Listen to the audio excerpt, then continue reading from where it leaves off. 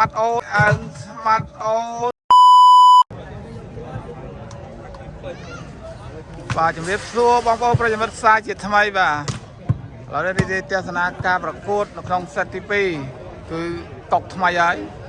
ដោយសារតែសិតទី1បាទម៉ាប់ឆ្វេងបរាជ័យក្រុមស្នាដៃ smart on មួយសិតហើយគឺ3-4ហើយចាញ់ហាក់ដូចជាវារាំងឆ្ងាយបន្ទុកពីគ្នាពេកបាទឥឡូវកែសម្រួលបច្ចេកទេសសាជាថ្មីគឺ4-5ខាងស្មាប់ឆ្វេងបន្ថែមផានិតខាងមង្គលបរិយបងប្អូនប្រហែលជាមួយចំនួនប្រហែលស្គាល់ហើយក៏ซุปเปอร์ស្តាសម្រាប់ខាងមង្គលបរិយផងដែរល្បីថាបាំងធំណាផានិតនេះហើយខាង smart on បន្ថែមលីបេរ៉ូបាទ6លីគឺ4-5ឥឡូវនេះរីករាយទស្សនាដូចតទៅបា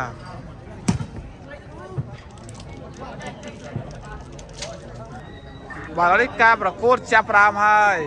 គឺ4-5ពីបាទដំបូងត្រៀមចេញពីម៉ាប់ឆ្វេងទៅហើយ5នាក់ពេញសាច់ហើយបាត់ដំបង6លីស្មាត់ឆ្អឹងស្មាត់អូនអេឡិចបាទហើយនឹងនេះប៉ាសេដដែលទេនៅក្នុងសិតទី2នេះហើយដល់ឡៃខាងម៉ាប់ឆ្វេងបាទមានយូផានិតលីម៉ាទីអូប៉ាសេគឺ4-5យ៉ាងណាយ៉ាងណីតាមដានទស្សនាគូដ៏ស្វិតស្វាញនេះផងដែរបងប្អូនយើងទាំងអស់គ្នា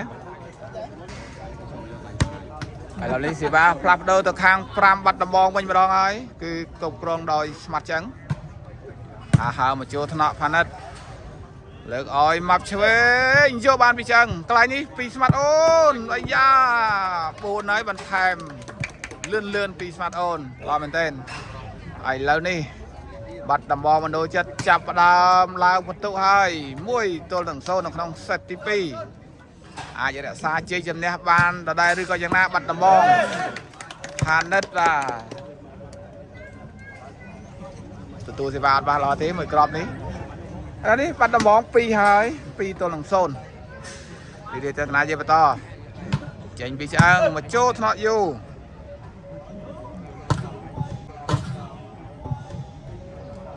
ខ្សែត្រង់ល្អមែនទែនអេលិចចាប់អត់ប៉ះដៃទេមួយក្របនេះបាទសុំសរសើរស្មាត់យូបាទស្មាត់អូនហើយនឹងអេលិចហើយនៅតែអាចធ្វើបានយ៉ាងល្អបាទនៅក្នុងសិតទី2នេះឱកាសតាមពីក្រោយសម្រាប់ភ្នំពេញម៉ាប់ឆ្វេងទៅទៀតហើយអាយ៉ាវ៉ាវមួយក្របនេះបាទ6លីយ៉ាងណាយ៉ាងណីបាទកិច្ចបាល់ប៉ុន្តែកិច្ចមិនផុតទេបាទកិច្ចមិនផុតពីសេវារបស់ម៉ាប់ឆ្វេងនេះលឿនដូចស៊ីវយ៉ាងមួយក្របអមមិញនេះ1-2ហើយចូលថ្នាក់6លីឲ្យឆ្អឹងខ្លីអត់ប៉ះដៃទេដូច្នេះបន្ទុក2ស្មើហើយបន្ថែមមួយគឺផានិតដើរតួជាអ្នកជួយសង្គ្រោះនៅក្នុងសេតទី2បានឬក៏មិនបានទេបាទមានតែទស្សនាការប្រកួតសិនមិនដឹងចេញពីម៉ាត់ឆ្វេងទៅទៀតហើយមកចូលថ្នាក់ស្មាត់អូនឲ្យស្មាត់អូនមួយក្របនេះវ៉ាវល្អអីក៏ល្អយ៉ាងនេះស្មាត់អូនបណ្ដូលចិត្តបាត់ដំបងបាទដែលបន្ទុក2ស្មើសេវាចេញពីឆ្អឹងអត់ល្អទេបាត់សំណាញ់បាត់ហើយស្មាត់ឆ្អឹងបាត់ដំបងសេវាចេញពីម៉ាប់ឆ្វេងទៅឈូអត់ផុតសំណាញ់ទេបាទរៀងដូចចាក់អឺតបន្តិចផងបាទគូនេះដឹងតែស្វាត់ស្វាញហើយបងប្អូនបាទមិនដូចសិតទី1ទេដោយសារតែបន្ថែមកីឡាករមួយម្នាក់គឺ4-5ចូលកញ្ញាផានិតលើកឲ្យស្មាត់យូបាទផុតអស់រលីងតែម្ដងទាំងអ្នកការពារទាំងអ្នកធ្វើរនាំងផងដែរឥឡូវនេះ3ហើយបាត់ដំបងអាយ៉ាបាត់ដំបងយើងឥឡូវល្អមែនទែនណាចាប់ផ្ដើមវ៉ាបន្ទុកស្រូតហើយ3-2ចេញពីឆ្អឹងចេញក្រៅបាទត្រៀមលើកចេញពីម៉ាប់ឆ្វេងហើយក៏ជាឱកាសតាមពីក្រោយ2បន្ទុកសម្រាប់ម៉ាប់ឆ្វេងបាត់ដំបង3បន្ទុកផងដែរនេះដាក់ទៅឲ្យស្មាត់អូនបាទការពារបានដាក់ឲ្យម៉ាប់ឆ្វេងបាទទៅលើកទី1ទេសម្រាប់គ្រូឋានបាទឃើញបាញ់ចាប់ចេញក្រៅបាទធ្លាប់តែឃើញប្រអប់គាត់ល្អមែនទែនបាទប្រឡោះកន្លែងណាផ្ទះចូលហើយហ្នឹងបាទតែមួយក្របនេះអត់ល្អទេបាទសម្រាប់ម៉ាប់ឆ្វេងចេញក្រៅ ហើយខុសឆ្គួយសូមអធិស្ឋានផងបងប្អូនយើងបាននិយាយលេងសាយបដាជាមួយនឹងប៉ែនយើងបាទជាផ្សេងបងប្អូនប្រិយមិត្តដែលបានទស្សនានៅក្នុងเพจមើលបាល់ផ្ទះក៏ដូចជា Channel YouTube សំខាន់មើលបាល់ផ្ទះទាំងអស់គ្នាហើយឥឡូវនេះបាត់ដំបង4ពិន្ទុភ្នំពេញ2ពិន្ទុទៀតហើយបាត់ដំបងអាចរក្សាជ័យជំនះនៅក្នុងសិតទី2បានបន្តទៀតឬក៏យ៉ាងណាលើបញ្ជូនទៅឆ្វេងមកចូលថ្នាក់6លេខបាត់ហើយកន្លែងនេះបាទកន្លែងនេះយ៉ាងណាយ៉ាងណីសម្រាប់ថាបានទៅលើបាត់ដំបងទៀតហើយហើយឥឡូវនេះពិន្ទុកាន់តែរំកិលបន្តហើយ5ហើយទល់នឹង2ជួយចិត្តបន្តទៀតបញ្ចូលកញ្ញាម៉ាប់ឆ្វេងលើកឲ្យម៉ាប់ឆ្វេងចប់បាំងអេឡិចមកមើលក្របនេះដោយលោកគ្រូឋានជំរាបជូនបងប្អូនប្រិយមិត្តខាងដើមដែរគឺសម្រាប់បាត់ដំបងអត់មានអ្នកបាំងធំជាងអេឡិចហើយស្មាតអូនទៀតទេបាទអស់ធំប៉ុណ្ណឹងហើយបាទឥឡូវនេះទស្សនាយើងបន្ត6ពិន្ទុហើយសម្រាប់បាត់ដំបងធ្វើបានយ៉ាងល្អសម្រាប់បាត់ដំបង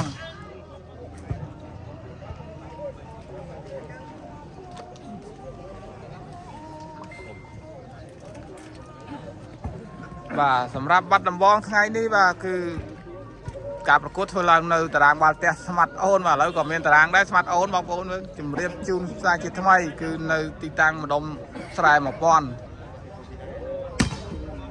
អាយ៉ាស្មាត់អូនយ៉ាងមិនចេះមួយក្របនេះបាទចេញក្បាច់មកអស់ហើយស្មាត់អូនមួយក្របនេះបាទសេវាស្មាត់ម៉ាប់ឆ្វេងល្អមែនទែនសូម្បីតែ6លីបាទកិច្ចអត់ផុតផងបាទឥឡូវនេះ3ពិន្ទុសម្រាប់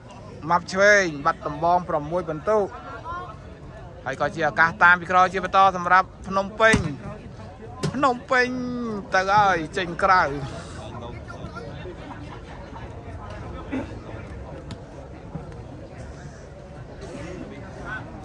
បាទបន្តចេញពីឆ្អឹងជាបន្តទៀតហើអាយ៉ាចង់ប្រចាំគ្នាកន្លែងនេះលើកអើយស្មាត់អូននឹងអេឡិចមិនប៉ះដៃទេបាទអ្នកក្រៅប្រយ័ត្នប្រយែងបាទតែអត់មើលបាល់មកបាល់ដឹងសងំហើយបាទឥឡូវនេះ7ពិន្ទុហើយបងប្អូនប្រិយមិត្តទាំងអស់គ្នាអ្នកបាត់ដំបងបាទចាំត្រៀមហូឲ្យអ្នកបាត់ដំបងទាំងអស់គ្នាផងដែរនៅក្នុងសិតទី2ម៉ាប់ឆ្វេងអាចស្ដារស្ថានភាពល្អប្រសើរមកវិញឬក៏យ៉ាងណានៅក្នុងសិតទី2នេះ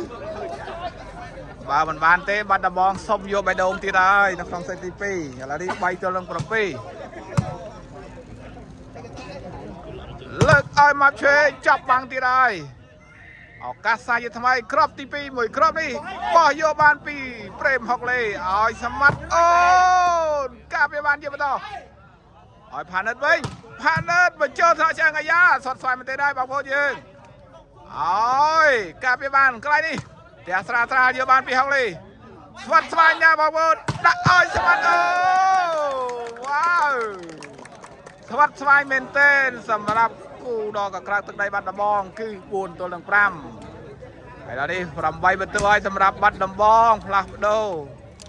ចាក់កណ្ដាលសាច់បាទ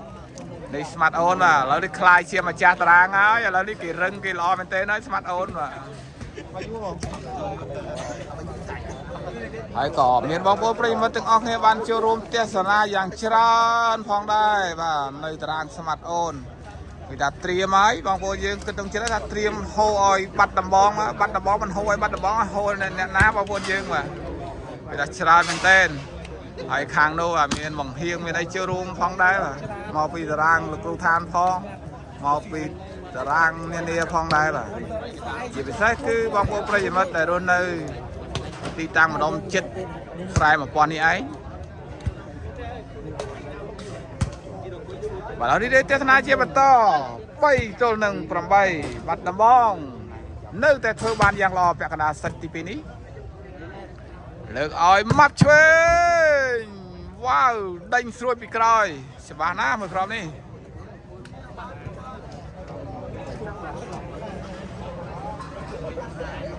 បាទស្មើនេះបងប្អូនយើងបាទហាក់ដូចជាអំណោយផលពីមេឃផងដែរបាទត្រជាក់ទៅជុំតែម្ដងបាទបាត់ដំបងអ្នកលេងក៏មានកម្លាំងផងដែរហើយឥឡូវនេះទស្សនាជាបន្ត ឱកាសតាមពីក្រោយសម្រាប់មកឆ្វេងមកហើយ3ទល់នឹង8មកចូលថ្នាក់អេឡិចលើកអើយស្មាត់អូនអត់បញ្ហាទេមួយស្មើជាមួយផានិតបាទសូមសរសើរអូននីតបាទពាក់លេខ1ថ្ងៃនេះជាអ្នកប៉ះសេប្លូតថ្មីសម្រាប់បាត់ដំបងចេញមុខមកហើយគឺប៉ាសេតម្រង់ដូចអោបក្រៅផ្លូវការទេបងប្អូនយើងបាទកន្លែងនេះមកឆ្វេងល្អមែនទែនជំរាបលាទស្សនាជាបន្តឱកាសតាមពីក្រោយជាបន្តទៀតសម្រាប់ភ្នំពេញមកឆ្វេងចេញមកឲ្យមកចូលថ្នាក់ហុកលេយ៉ាងល្អនេតលើកអើយអេឡែកអត់បញ្ហាទេធ្វើបានយ៉ាងល្អបាទសូមសរសើរធីមនេះបាទទើបតែចាប់ដៃគូគ្នាថ្មីទេថ្ងៃនេះចេញប្រយុទ្ធលើកទី1បាទបរាជ័យឬក៏ជ័យជំនះ2សិចជាប់គ្នានៅក្នុងសិតទី2នេះបាទរងចាំតាមដានទស្សនាបន្តទៀតល្អមែនទែនបងប្អូនយើងបាទគូនេះបាទគឺថាចាប់ដៃថ្មីលេងត្រូវគ្នាយ៉ាងល្អតែម្ដងលើកឲ្យមកឆ្វេងស្មាត់ឆ្អឹងមកការពេលអត់នៅទេ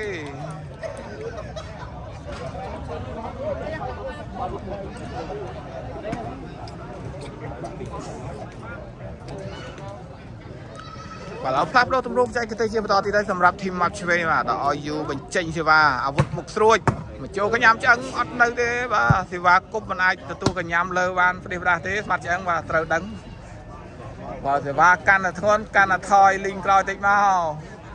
ឥឡូវនេះតាមពីក្រោយជិតបានសម្រេចឬក៏យ៉ាងណា4ទល់នឹង8ចេញមកទៀតហើយមកចូលតោះឆ្អឹងល្អមែនទែនក្របនេះលើកឲ្យស្មាត់អូនអាយ៉ាយ៉ាងមិនចេះស្មាត់អូនបាទរៀងដូចផាយដីផងបាទខុសដៃផងឥឡូវនេះ5បន្ទូហើយអ្នកភ្នំពេញមកឆ្វេងបាទបាត់ដំបង8ស្មាត់អូនរៀងដូចខុសដៃមិនដឹងទេនេះបាទឥឡូវនេះទស្សនាជាបន្តហើយសម្រាប់ការឧបត្ថម្ភធំនៅក្នុង Channel YouTube របស់លោកគ្រូឋានធំផងដែរគឺសិប្បកម្មសាន់វុតដែលមានទទួលធ្វើរោងតារាងបាល់រោងឃ្លាំងតាមតម្រូវការរបស់បងប្អូនប្រិយមិត្តទាំងអស់ឃើញថាតម្លៃសមរម្យទៅតាមទីផ្សារបាទគឺអាចតំណតំណងតាមរយៈលេខទូរស័ព្ទ069 766និង68ឥឡូវនេះចាប់ប៉ាំងណែនតែម្ដងអត់ទៅណាឆ្ងាយទេបាទ6ទល់នឹង8ជឿជាក់ថាគូនៅក្នុងសិតទី2នេះដឹងតែស្វិតស្វាញហើយ6ទល់នឹង8យ៉ាងណាយ៉ាងណីអ្នកបាត់ដំបងបាទរក្សាជ័យជំនះបានជាបន្តនៅក្នុងសិតទី2ឬក៏យ៉ាងណាអាយ៉ាឈូខ្លីពីយូបានយ៉ាងល្អតែម្ដងហើយ7ទៀតហើយ7ទល់នឹង8អាយ៉ាដឹងតែយ៉ាប់ហើយសិតទី2នេះតែយ៉ាងណាយ៉ាងណីបាទទស្សនាជាបន្តមិនតាន់ដឹងទេបងប្អូនយើងមកការប្រកួតអត់តាន់ចប់អត់តាន់ដឹងដូចគ្នាហើយយ៉ាងមិនចេះបាទពីស្មាត់អូនហើយនឹងស្មាត់ឆ្អឹងអកសើមួយបាល់ហើយ8ទល់នឹង8ហើយយ៉ាងណាយ៉ាងណីហើយសម្រាប់ធីមបាត់ដំបងធ្វើឲ្យខាងភ្នំពេញមានឱកាសតាមពីក្រោយតាន់ហើយបន្ទុក8ស្មើស្រួលលេងបាទបងប្អូនយើងអ្នកនិយមលេងក្រៅផ្លូវការធ្លាប់តែប្រើពាក្យនេះ8ស្មើស្រួលលេងមែនទេបងប្អូនយើងបាទតឡោះទស្សនាជាបន្តទៀតបាទចេញពីយូបន្តពីតាមតាន់ហើយអាចមានទៅទៀតឬក៏យ៉ាងណាអូយស្មាត់ឆ្អឹងបាទឥឡូវនេះកាន់តែស្វិតស្វាញកាន់តែជក់ចិត្តឲ្យ8ស្មើចូលកញ្ញាំយូលើកឲ្យមកឆ្វេងបាទទស្សនាជាបន្ត8ស្មើមកចូលថ្នាក់ហុកលីលើកបញ្ជូនទៅឆ្វេងការពារបានជាបន្តទៀតអេឡៃពីក្របទួនបាទអេឡៃល្អមែនតើបាទស្វិតស្វាញទេបងប្អូនយើងបាទម៉ាប់ឆ្វេងបាទ4ទល់នឹង5ជាមួយនឹងអ្នកបាត់ដំបងបាទដែលមានស្មាត់អូនជាម្ចាស់ទឹកដីផងបាត់ដំបងបាទហើយក៏ជាម្ចាស់តារាងផងដែរស្មាត់អូនឡើងម្ចាស់តារាងណាបងប្អូនយើងអាចតំណងចាប់គូជាមួយនឹង account Facebook របស់គាត់បានអាយ៉ា ចូលថ្នាក់ឆ្អឹងយ៉ាងល្អឱកាសយកបន្ទូឲ្យស្មាត់អូនល្អមែនទេដែរអ្វីដែលធ្វើឲ្យស្មាត់អូនសម្រេចមួយបាល់នេះគឺសូមសរសើរបាទសុនសៅសិតឬស្មាត់ឆ្អឹងការពារចូលថ្នាក់មួយបាល់យ៉ាងអេមតែម្ដងហើយឥឡូវនេះ9ហើយ9ទល់នឹង8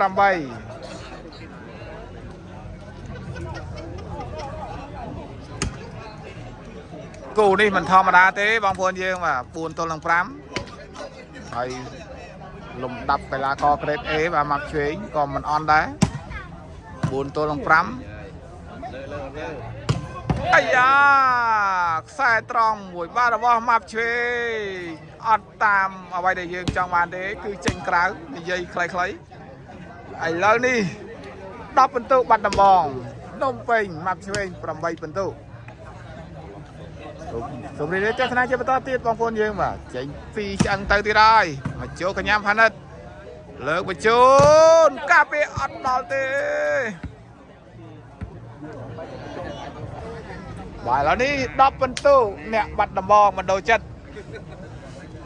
8ពិន្ទុអ្នកភ្នំពេញមកពី300គីឡូម៉ែត្រសេវាចេញក្រៅហើយពីយូរីករាយទស្សនាជាបន្តសេវាត្រៀមលើកចេញពីឆ្អឹងទៅហើយស្ទើរអប់មកចូលកញ្ញាផានិតលើកបញ្ជូនឲ្យម៉ាប់ឆ្វេងវ៉ាវបាំងពីឲ្យខ្សែត្រង់បានយ៉ាងល្អបាទឥឡូវនេះជាឱកាសតាមពីក្រោយសម្រាប់ម៉ាប់ឆ្វេងមកហើយចេញពីយូមកចូលថ្នាក់អេឡិចលើកឲ្យអេឡិចយ៉ាងមិនចេះអេឡិចអត់ចេញទេបាទបាំងមួយមិនសូវស្រួលផងតែមកបាំង2បាទឥឡូវធ្វើឲ្យខាងភ្នំពេញមានឱកាសតាមពីក្រោយ9ទល់នឹង10 9ទល់នឹង10ចិត្តតនហើយខ្វះខុសត្រូវគ្នាតែមួយទេមួយពិន្ទុអាយ៉ាប៉ាត់បន្តិចហើយពីយូមួយដើមមក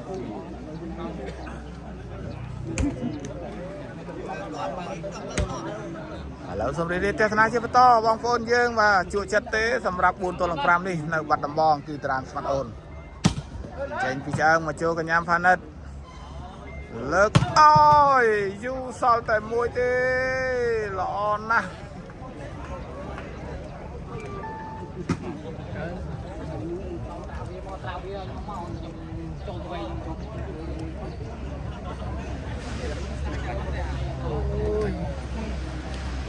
បាទបងប្អូនបាទរីករាយទស្សនាជាបន្តឃើញថាស្វាត់ស្វាញណាស់តាំងតែពីក្របដំបូងនៅក្នុងសេតទី2នេះគឺ4ទល់នឹង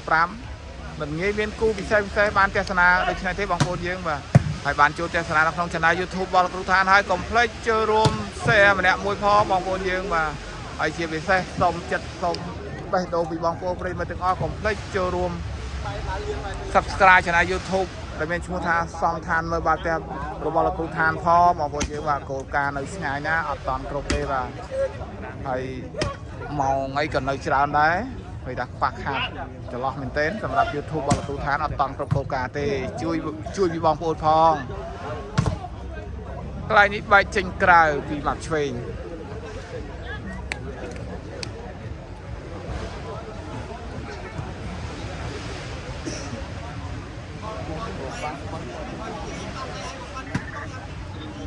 ស្រួលបាទឥឡូវនេះទស្សនាជាបន្តឱកាសតាមពីក្រោយចេញពីយូជាបន្តទៀតហើយ9ទល់នឹង10មកចូលថ្នាក់ចឹងនេះលើកឲ្យរ៉ាពីតមួយទូបាំងការពារបានពីផានិតលើកឲ្យមកឆ្វេងចូលថ្នាក់នេះមួយយ៉ាងល្អអាយ៉ាស្វាត់ស្វាយមែនទេហើយចូលការពារបានពីផានិតទៀតហើយសល់តែមួយទេអត់ប៉ះដៃទេបាទបែកចេញក្រៅហើយឃើញថាស្វាត់ស្វាញមែនទែនសម្រាប់មួយគ្រាប់នេះឥឡូវនេះភ្នំពេញតាមតនវិញហើយ10ស្មើហើយនៅក្នុងសេតទី2បាទស្វាត់ស្វាញណាស់នៅក្នុងសេតទី2នេះមិនធម្មតាទេបាទ4ទល់នឹង5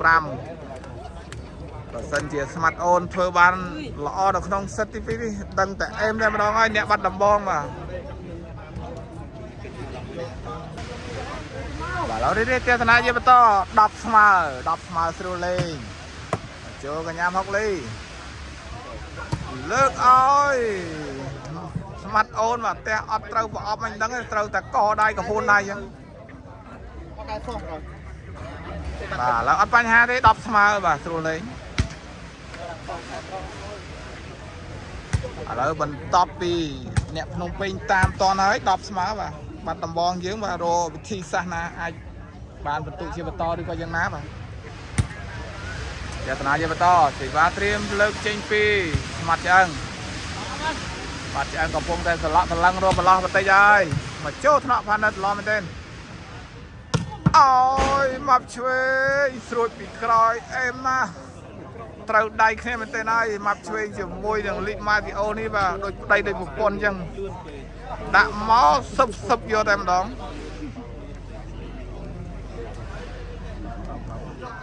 ឥឡូវនេះសេវាចេញពីយូមកចូលថ្នាក់ហុកលី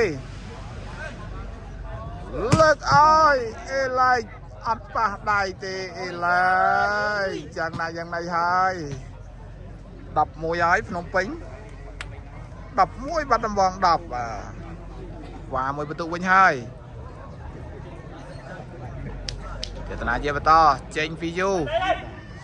មកហើយមកចូលថ្នាក់ចឹងលើកឲ្យស្មាត់អូនបាទយ៉ាងណាស្មាត់អូននៅតែល្អបាទហើយក៏ជាអ្នកដឹកនាំធីមនៅក្នុងការប្រកួតនេះផងដែរតួនាទីយ៉ាងសំខាន់គឺស្មាត់ស្ដាមនេះហើយ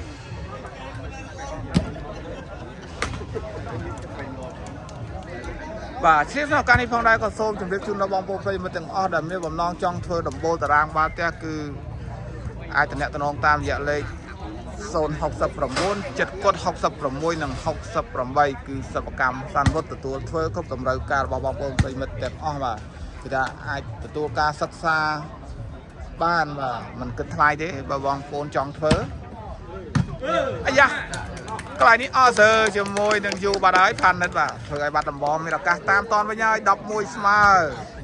11ស្មើនៅតែស្រួលលេងបាទតែម្នាក់4គ្រាប់ទៀតទេឱកាសចុងក្រោយ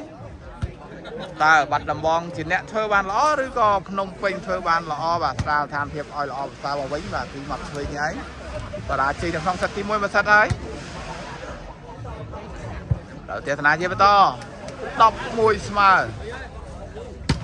ចេញទៅហើយមកចូលថ្នាក់ផានិតអាយ៉ាអេឡៃចាប់ដាក់កំប៉ុងយូមួយហើយណែនផ្អឹសតែម្ដងហើយបាទ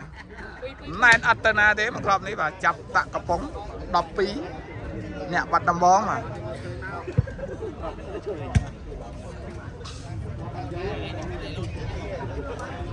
12ទល់នឹង11បន្ទុកបាត់ដំបង12ភ្នំពេញ11បន្ទុកហើយត្រៀមផងអ្នកបាត់ដំបងយើងបាទហូរឲ្យបាត់ដំបងលើកបញ្ជូនឲ្យម៉ាប់ឆ្វេងមួយគ្រាប់នេះបាទម៉ាប់ឆ្វេងធ្វើបានយ៉ាងល្អបាទឥឡូវនេះបន្តពីម៉ាប់ឆ្វេងធ្វើបានយ៉ាងល្អបាទសេវាត្រៀមលើកចេញមកជាបន្តពីយូឱកាសតាមពីក្រោយ11ត្រង់12យកបានពីលីកម៉ៃទេអូមកចូលថ្នាក់ចាំងកន្លែងនេះល្អមែនទែនលើកឲ្យអេឡៃបដូរជាកេះកាប់វាបានតែស្រាមកចូលថ្នាក់ចាំងវិញមួយគ្រាប់ខ្សែជាថ្មីសម្រាប់អេឡៃដៃស្ដាំបាត់ហើយផុតដៃអត់បញ្ហាទេវ៉ាវអស្ចារ្យមែនទែនហើយគ្រូ4ទល់នឹង5នេះមួយគ្រាប់នេះស្វិតស្វាញបាល់ស្ទើរតែមិនធ្លាក់ដល់ដៃទេបាទហើយឥឡូវនេះ12ស្មើហើយជាមួយនឹងភ្នំពេញអ្នកបាត់ដំបងយ៉ាងណាក៏សូមសរសើរបងប្អូនបាទនៅក្នុងការប្រកួតនេះផងដែរបាទ5ទល់នឹង4គឺថាប្រឹងប្រែងអស់ពីសមត្ថភាពតែម្ដងហើយបាទស្វិតស្វាញមែនទែនអត់ទេទេសនាជាបន្តបន្ទូ12ស្មើហើយ12ស្មើ13ស្មើ14ស្មើអញ្ចឹងទៅបាទមិនបាច់សាច់ទេកន្លែងនេះគ្រាន់តែបលែងសេវាបន្តិចបាទយូធ្វើបានយ៉ាងល្អចំខ្សែតែម្ដងហើយឥឡូវនេះនាំមុខមួយបន្ទុកវិញហើយសម្រាប់ភ្នំពេញ13បាត់ដំបង12ទេហើយថាវ៉ាមួយបន្ទុកវិញហើយភ្នំពេញ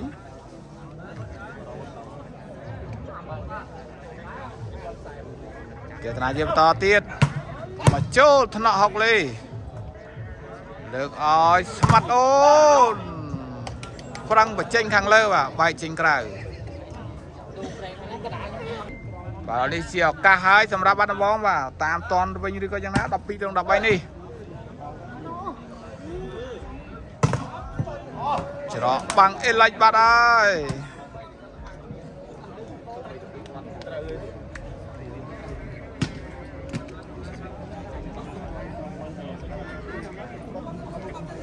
បាទរីកទេសនាជាបន្តឱកាសយកសិត point សម្រាប់ភ្នំពេញ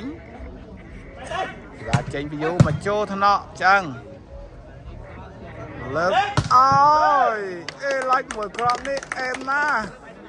បាទអេឡាច់ល្អមែនទែនគឺថាអាក់ខានលេងក្រៅផ្លូវការមួយចំនួនធំផងដែរថ្ងៃនេះទៅតែលេចមុខមកទេបាទអេឡាច់ពាក់លេខ 10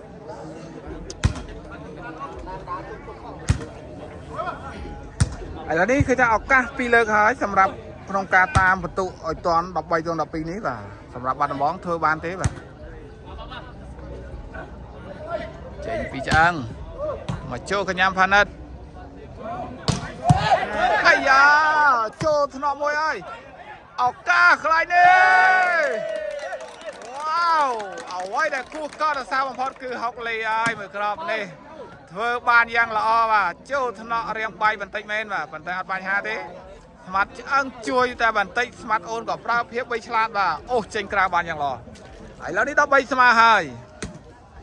13ស្មើស្រួលលេងបងប្អូនយើងបាទ13ស្មើស្រួលលេង14ស្មើក៏ស្រួលលេងដែរបាទមិនបាច់ទៅសិចអីទេ12ស្មើ13ស្មើ14ស្មើហ្នឹងទៅ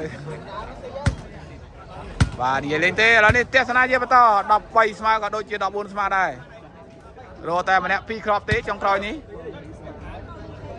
ជីបាទចេញពីឆ្អឹងហាហាវ៉ាវឥឡូវនេះសេវារបស់ស្មាត់យ៉ាងគេច្បាស់ណាស់មួយគ្រាប់នេះបាទស៊ីបានយ៉ាងល្អបាទហើយសម្លេងអ្នកគ្រប់គ្រងខាងក្រៅកំពុងតែបន្លឺបន្លេងបដាហើយដូច្នេះឱកាសសិត point មកដល់ដៃហើយសម្រាប់អ្នកបាត់ដំបងបណ្ដូលចិត្ត14ភ្នំពេញ13ផងដែរឱកាសសិត point ជាលើកទី1សម្រាប់អ្នកបាត់ដំបងប្រើបច្ចេកទេសឱកាសមកហើយសម្រេចទេលើកបញ្ជូនឲ្យម៉ាប់ឆ្វេងហុកលីវ៉ាវពីនឹងចូលថ្នាក់ហុកលីទៀតហើយមួយគ្រាប់នេះបាទតែអត់តន់សាច់ទេបាទនៅទស្សនាជាបន្តនៅឡើយទេគឺថាភ្នំពេញ13បាត់ដំបង14ពិន្ទុផងដែរហើយឥឡូវនេះឱកាសតាមពីក្រោយសម្រាប់ភ្នំពេញសេវាក៏ត្រៀមលើកចេញពីយូជាបន្តផងដែរអាចតាមតនទេបាទបើតាមតន14ស្មើតែបើអត់តនទេនៅ13នៅឡើយទេ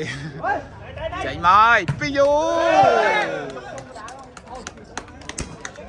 បាទឥឡូវនេះឱកាសសិតផាញ់លើកទី2សម្រាប់បាត់ដំបងហើយ14ហើយចេញទៅហើយចេញទៅហើយអត់ទៅណាទេបាត់ដំបងគេធ្វើបានល្អណាស់ថ្ងៃនេះ4-5ក៏នៅតែរក្សាជ័យជំនះនៅក្នុងសិតទី2បានដដែលទេបងប្អូនប្រិយមិត្តទាំងអស់គ្នាបាទសម្រាប់ពេលនេះខ្ញុំបាទលោកគ្រូឋានអរគុណជម្រាបលាបងប្អូនប្រិយមិត្តទាំងអស់ត្រឹមប៉ុណ្្នេះហើយបាទសូមអរគុណជម្រាបលាជួបគ្នាក្នុងឱកាសក្រោយទៀតផងដែរ